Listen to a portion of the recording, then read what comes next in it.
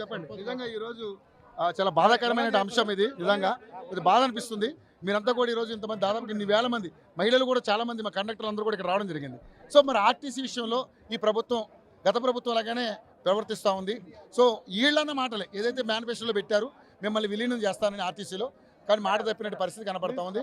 ఇంకోటి ప్రైవేట్ బస్సులు ఏదైతే ఇప్పుడు ఎలక్ట్రికల్ బస్సులు అయితే ఉన్నాయో అవి కూడా ఇక్కడ హైయర్కి తీసుకొస్తున్నారు తప్పితే దాంట్లో ఉద్యోగులు కూడా మిమ్మల్ని ఎవరిని వాడట్లే, బయటని తెప్పిస్తూ ఉన్నారు. సో ఈ మహాలక్ష్మి పథకం కింద మీరు చాలా ఇబ్బందులు పడతా ఉన్నారు అనేది కూడా మహిళలు చాలా మంది మాట్లాడుతున్నారు. ఏంటి సార్, ఏం చెప్పాలనుకుంటున్నారు? సార్ ముందుగా యోయో టీవీ ఛానల్ గారికి హృదయపూర్వకంగా తెలంగాణ రాష్ట్ర రోడ్డు రవాణా సంస్థ కార్మికుల తరపున ప్రత్యేక ధన్యవాదాలు.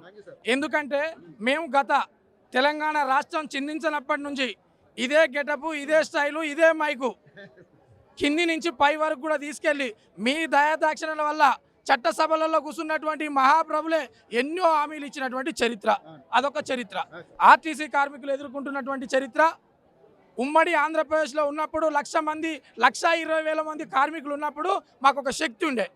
ఆ శక్తిని మెల్లమెల్లగా రెండు ఇట్లా ఇరిసేసిండ్రు.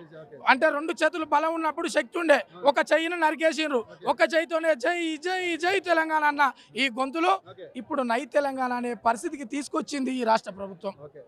అంతేకాక 2019లో కరోనా మహమ్మారి గజగజలాడించే రోజుల్లో కాలు బయట పెడితే మా డ్రైవరు, కండక్టర్, మెకానిక్, సూపర్వైజర్ ప్రాణాలు పోతాయని తెలిసి కూడా గవర్నమెంట్ ఒక చిన్న పిలిపిస్తే ఈ ప్రయాణికులను సురక్షితంగా చేర్చాలనే లక్ష్యంతో మా ప్రాణాలను సైతం లెక్క చేయకుండా ఆనాడు కాలు బయట పెట్టినటువంటి ఈ డ్రైవరు, కండక్టర్ల బిడ్డల చరిత్ర.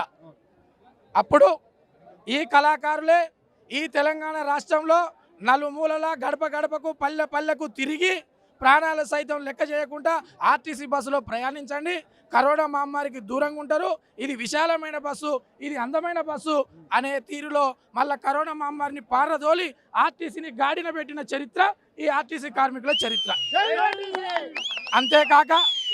అంతేకాక ఆనాడు ముఖ్యమంత్రి కేసీఆర్ గారు ఆర్టీసీ కార్మికులకు కాలుకు ముళ్ళు గుచ్చుకుంటే ఆర్టీసీ కార్మికు కాలుకు ముళ్ళు గుచ్చుకుంటే చేయితోని తీసుకొని చూసినాం కానీ పంటితో తీసిన చూడలే. కానీ ఆనాడు ఉద్యమ నాయకుడు కేసీఆర్ గారు పంటితో తీస్తా అంటే మా చేతులు వాసిపోయేటట్టు చప్పట్లు. కాళ్ళ ముళ్ళు కాదు కదా, కాలే తీసేసిన చరిత్ర. కాలు ముళ్ళు ఏమో తీసిండేమో కానీ కాళ్ళు తీసేసిన చరిత్ర. కాబట్టి ఆనాడు ఆ ముఖ్యమంత్రి గారు చెప్పిన మాటలను ప్రేరణకు గురై ఉద్యమంలో ముందు వరుసలో ఉన్నటువంటి ఈ కార్మికులు ఇప్పుడు వచ్చిన ముఖ్యమంత్రి ఏమన్నాడు, కేసీఆర్ దగ్గర ఏముందా, వండడానికి గిన్నె మంట పెట్టడానికి పొయ్యి ఉందా, అసలు అలా ఏమైనా వేయడానికి మాల్ మసాలు ఉన్నా హైదరాబాద్ అన్ని నాకాడున్నాయి, మీరు అడిగింది పప్పు పువ్వు అడుగుతారు, అసలు ఆయనకు పెట్టే శక్తే లేదు, నేను బిర్యానీ పెడతా అంటే ఇదే కార్మికులు సప్పట్లు కొట్టినావు నమ్మి చేతులు వాస్తాడు కొట్టినావు. అయితే మాటతో చెప్పలే, కాంగ్రెస్ మేనిఫెస్టోలో పెడితే సప్పట్లు కొట్టినావు, మాటతోనే చెప్తేనే కొట్టినావు, ఒక ప్రూఫ్ ఉంది, మాటతో చెప్పినానికే కొట్టినావు, మేనిఫెస్టోలో పెట్టడానికి ఇంకెంత కొట్టాలి, కొట్టినావు. కొట్టి ఇవాళ 360 రోజులు అంటే 1000 రోజులు అయింది. ఆయన ఏమన్నాడు, ఇప్పుడే కాదు 20 ఎక్కింది, ఆయన ఆనాడు పసుకుని అన్నాడు, ఈనాడు పసుకుని ఇప్పుడే అడుగులేస్తుంది. అది తెలంగాణ వచ్చిన కానీ తెలంగాణ రాష్ట్రం పసుకునే 29 రాష్ట్రాలలో ఎక్కడ లేని సమస్య ఈ తెలంగాణ రాష్ట్రంలో ఎప్పుడు అడిగినా పసుకునే. 15 సంవత్సరాల పోరాడు పసుకుని అవుతాడు సార్, చెప్పండి ఏం చెప్పాలా? చెప్పేటోడు చెవిటోడైనా ఇనటోడు యువమంత్రులు కావాలి, చెప్పేటోడు చెవిటోడైనా ఇనటోడు యువమంత్రులు కావాలి. మా దాంట్లో గౌడు ఉన్నాడు, వివరం వచ్చింది కాబట్టి సైన్యం కదిలేదు సార్.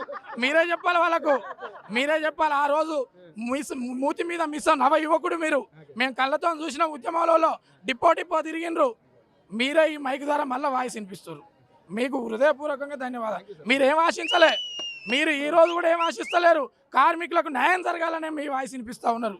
అందుకు మీకు ప్రత్యేక ధన్యవాదాలు. ఇదొకటే రిక్వెస్ట్ చేస్తూ ఉన్నాం, ఇప్పటికైనా మేము అడగలే కోరికలు, మేము బిర్యానీ పెట్టమనిలే, మీరే ఇస్తా అన్నారు. తెలంగాణ రాష్ట్రం ఏర్పడ్డది, కేసీఆర్ గారు ఏం చేయలేదని చెప్పిండ్రు, 90% ఆయన చేసిండు, మిగిలింది 10% గవర్నమెంట్లో విలీనం నేను చేస్తాను చేయమంటున్నాం, కొత్త బస్సులు తెస్తాను తెమ్మంటున్నాం, ప్రైవేటు విధానాన్ని రద్దు చేస్తాను చేయమంటున్నాం, ఉద్యోగ భద్రత ఇస్తా అంటున్నాం ఇవ్వమంటున్నాం. కారుణ్య నియామకాల కింద వెంటనే రెగ్యులర్ చేస్తాను, చేయలేదు. తార్నాక్ హాస్పిటల్లో సార్ మేము సృష్టించినటువంటి తార్నాక్ హాస్పిటల్లో మా డ్రైవరు కండక్టరు రక్తం చెమటలతో దారబోసిన కట్టిన తార్నాక్ హాస్పిటల్లో మా అయ్యా అవ్వకు ప్రైవేటు ట్రీట్మెంట్ లేదు సార్. తార్నాకకు పోగానే డాక్టర్ చూడాలి, గాంధీ హాస్పిటల్ పంపాలి. వాళ్ళు పంపడం ఎందుకు సార్? మేము తీసుకుపోలేమా? మా భార్య పిల్లలకు తార్నాక్ హాస్పిటల్ కాదు ప్రైవేట్ హాస్పిటల్లో ట్రీట్మెంట్ ఇస్తున్నావు. ఆర్టీసీ తరఫున నన్ను కన్న తల్లిదండ్రులు ఏం నేరం చేసిరు సార్? మమ్మల్ని కనడం నేరం చేశారా? మమ్మల్ని పెంచడం నేరం చేశారా? మమ్మల్ని ఈ ఉద్యోగానికి పంపించిన వాళ్ళు నేరం చేశారా? వెంటనే తల్లిదండ్రులకు కూడా తార్నాక్ హాస్పిటల్కి వెళితే ఆడ ఆరోగ్యం క్షీణిస్తే మీరు ట్రీట్మెంట్ చేయలేని శక్తి లేకపోతే మా భార్య పిల్లలకు ఏ విధంగానైతే ప్రైవేట్ హాస్పిటల్కు రిఫర్ చేస్తూ ఉన్నారో మా తల్లిదండ్రులకు కూడా రిఫర్ చేయాలని డిమాండ్ చేస్తూ ఉన్నాం. అది తల్లిదండ్రుల పుణ్యమా అని ఉన్నాం ఇక్కడ. అందుకని ఇక్కడ ఆర్టీసీకి సంబంధించినటువంటి పెద్ద ఉద్యోగులు కొంచెం ఆర్టీసీ సంబంధించినటువంటి ఎండి గారేమో లాభాలు లేదు నష్టాలలో వస్తుంది అని చెప్పేసి మాట్లాడుతున్నారు. ఒకవైపు పొన్నం ప్రభాకర్ ఏమో అసలు మామూలు లాభాలలో అనేది ఓ రేంజ్ లో ఉందని చెప్తున్నాడు. ఆయన ఎవరి మాటలు నమ్మాలి మరి? సార్ నేను కొట్టినాడు చేస్తా, మీరు తిట్టినాడు చేయరు, వాళ్ళు ఏడిచినాడు చేస్తారు. వెళ్తా సార్. నువ్వు నేరని కొట్టినాడు చేస్తా బాయ్, నువ్వు తిట్టినాడు చేయి. వర్కర్లకు ఎవరు దిక్కు తీసాను లేడు, వాళ్ళు ఏడిచినాడు చేస్తాడు. గోడసాడు పోతాడు, డ్యూటీ అంటే వస్తాడు. ఎందుకంటే ఇది దీనస్థితుల కుటుంబాలు, ఇది అట్టడు వర్గాల కుటుంబాలు, ఇది ఆవేదనతో కూడుకున్న కుటుంబాలు, ఉద్యోగం లేకపోతే బతకలేని కుటుంబాలు. మా వీక్నెస్ చూస్తూ ఉన్నది. మా వీక్నెస్ ఎక్కడి వరకు చూస్తారు సార్? ఉద్యోగం ఉన్నంత వరకు చూస్తారు. పిల్లిని కూడా 4 రూమ్ల మధ్యలో వేసి తలిపేసి కొడితే ఏం చేస్తారు సార్? ఆత్మరక్షణ కొరకు పులి అవుతుంది సార్, పులి అవుతుంది. మేము పులి లాంటి వాళ్ళం సార్. మేము కోటరు కాదు సార్. రేపు రానున్న రోజుల్లో ప్రభుత్వాలు మమ్మల్ని ఆదుకోకపోతే ఓటరు కోటర్ లాంటి వాళ్ళం కాదు, కోటర్ లాంటి వాళ్ళం కాదు సార్. మేము అట్టడు వర్గాల బిడ్డరం, మేము షూటర్లం సార్. మేము ఓటు నమ్ముకునే క్యారెక్టర్ కాదు. ఇప్పటి వరకు ఏ ప్రభుత్వాలకు వ్యతిరేకం లేం.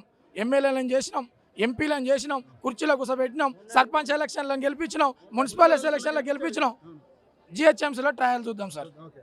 ఒకవేళ ఎంపీటీసీ జెడ్పీటీసీ అయితే అలోకోలకి అది తెలిసిన విషయమే. ఇక్కడనే జిహెచ్ఎంసీలో చూద్దాం ట్రయల్. ఆర్టీసీ కార్మికులకు డెడ్ లైన్. జిహెచ్ఎంసీ కుర్చీలో నువ్వు కూర్చుంటే ప్రభుత్వము విన్ను, జిహెచ్ఎంసీలో కుర్చీలో కూర్చోలేదనుకో ఇక ఆర్టీసీ వాళ్ళ ప్రభావం ఉన్నట్టే అని చెప్తున్నా సార్. అది ఉన్నట్టే. ఇంకొక మాట చెప్తున్నా, ఇందులో ఎల్ఎల్బి చేసిన వాళ్ళు ఉన్నారు, పిహెచ్డీలు చేసిన వాళ్ళు ఉన్నారు, బీకామ్ చేసిన వాళ్ళు ఉన్నారు, బీటెక్ చేసిన వాళ్ళు ఉన్నారు. ఏ నియోజకవర్గానికి ఒక్కొక్క డిపో నుంచి ఏ కండక్టర్ అయినా ఏ పార్టీ అయినా అభ్యర్థిగా సీట్ ఇవ్వండి. మా వాళ్ళు చట్టసభలలో శాసనసభ్యుడు కాకపోతే లైఫ్ లాంగ్ గుండు కొట్టించుకుంటా సార్. నేను ఆ శక్తి సామర్థ్యాలు ఉన్నాయి సార్. ఒక్కరోజు 5,000 మందిని ప్రయాణికులను ఒక డ్రైవరు 550 కిలోమీటర్ నడిపి సురక్షితంగా దింపే దమ్మున్నటువంటి డ్రైవరు కండక్టర్కు ఈ నియోజకవర్గాన్ని శాసించలేమా సార్? ఇప్పుడున్న అభ్యర్థులలో కూడా మీ నుంచి రిక్వెస్ట్ చేస్తా ఉన్నాం, ఈ తెలంగాణ రాష్ట్రంలో ఏ అభ్యర్థి మీద ఎవరు నిలబెడతారని మీరు ఏమంటారు సార్, మీరు చిన్న కామెంట్స్ పెట్టండి. ఏ అభ్యర్థిలో ఒక పోల్ పెట్టండి. ఏదో ఒక రోజు ఆర్టీసీ డ్రైవర్ కండక్టర్లకే, మెకానిక్లకు, సూపర్వైజర్లకు ఒక పోల్ పెట్టండి. ఏ నియోజకవర్గం నుండి మీరు ఎవరు నిలబడే దమ్ముంది, ఎవరి మీద నిలబడే దమ్ముంది పెట్టండి. ఏ ఆప్షన్ ఇచ్చే వాళ్ళ మీద నిలబడే దమ్ము మాకుంది. ఎవరికైనా ఆనాడు శాసించిన వాళ్ళ మీదనైనా, ఈనాడు ఉన్న వాళ్ళ మీదనైనా, ఏనాడు ఉన్న వాళ్ళ మీదనైనా మాకు డబ్బు లేదు సార్, శక్తి ఉంది. మాకు డబ్బు లేదు సార్, ధైర్యం ఉంది. మాకు డబ్బు లేదు సార్, మనుషులను సమీకరించుకునే టాలెంట్ ఉంది. ప్రజల దగ్గర పోయి ఓటు ఎందుకు అడగాలనో చెప్పే తమ్ముంది. వాళ్ళ ఓటును ఎందుకు అమ్ముకుంటారనే చెప్పే తమ్ముంది. చిన్న 100 మంది ఉంటారు సార్ మా బస్సులో. ఎవరు టికెట్ తీసుకున్నారు, ఎవరి దగ్గర పాస్ ఉంది, ఎవరి దగ్గర పాస్ లేదు, ఎవరి దగ్గర ఆధార్ కార్డు ఉందో సీసీ కెమెరాలను గుర్తుపట్టవు కానీ సార్ మా కండక్టర్ కళ్ళు గుర్తుపడతాయి సార్. మా కండక్టర్లు గుర్తుపడతారు సార్. మా కండక్టర్ నిద్రపోయిన ప్రయాణికుడు కూడా ఏ స్టేజ్లో దిగాలనో తట్టి సురక్షితంగా దింపే శక్తి కండక్టర్ గారికి ఉంది. అంతేగాక సార్ మా గౌడు డ్రైవరు, కండక్టరు, మెకానిక్, సూపర్వైజరు ఆకాశంలో ఏలాడుతున్న కళ్ళును తీసే దమ్ము ధైర్యం ఉన్న మా కండక్టరు, మా డ్రైవరు, మా మెకానిక్, మా సూపర్వైజరు ఇక్కడ ఏలలేడా సార్? ఆకాశంలో ఏలాడుతున్న లొట్టిని తింపే శక్తి ఉంది మా గౌడలకు, ఇక్కడ తిప్పలేడా సార్? అంతేకాదు రాజకీయ చక్రం తిప్పలేరంటారా? చెప్పలేడా ఈ స్టీరింగ్ తిప్పే శక్తి ఉన్నప్పుడు ఆ స్టీరింగ్ తిప్పలేమా? సరే మరి నిజంగా ప్రభుత్వం దిగి రాకపోతే పరిస్థితి వేరే విధంగా ఉంటుందంటారు. ఒకటే సార్ ముక్కుసూటిగా సార్ ఒకటే ముక్కుసూటి ప్రశ్న మేము కోరలేదు. కొడుకు పుడితే పలాని పేరు పెడతాను నువ్వే చెప్పినావు. కొడుకు పుట్టిండు గా పేరే పెట్టమంటున్నావు. భగత్ సింగ్ పేరు పెట్టమంటున్నావు సార్. బరిబాత తిరిగేటువంటి పేరు వద్దంటున్నావు. నువ్వేమన్నావు? ఈ తెలంగాణ గడ్డ మీద పుడితే గిడితే కొడుకే పుడితే భగత్ సింగ్ పేరు పెడతా నామకరణం చేసినావు మేనిఫెస్టోలో. కొడుకు పుట్టిండు మరి కుర్చీలో కూర్చున్నాడు భగత్ సింగ్ పెట్టమంటున్నావు. బద్మాష్ పేరు పెడితే మేము తట్టుకోలేమంటున్నాం.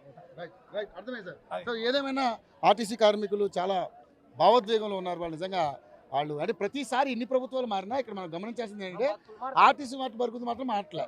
ఎందుకంటే గతంలో కేసీఆర్కి ఎంత ఇబ్బంది పెట్టారో చూసాం. మనం ఎన్ని మరణాలు చూసాం. మనం ఆత్మహత్యలు చేసుకున్నారు. లేడీ కండక్టర్ కానీ మామూలు డ్రైవర్లు కానీ అందరూ కూడా ఒక అభద్రత భావంతో వాళ్ళు ఆత్మహత్యలు చేసుకున్నారు.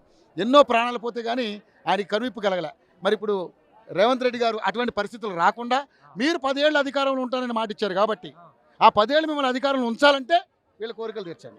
అది వీళ్ళ డిమాండ్.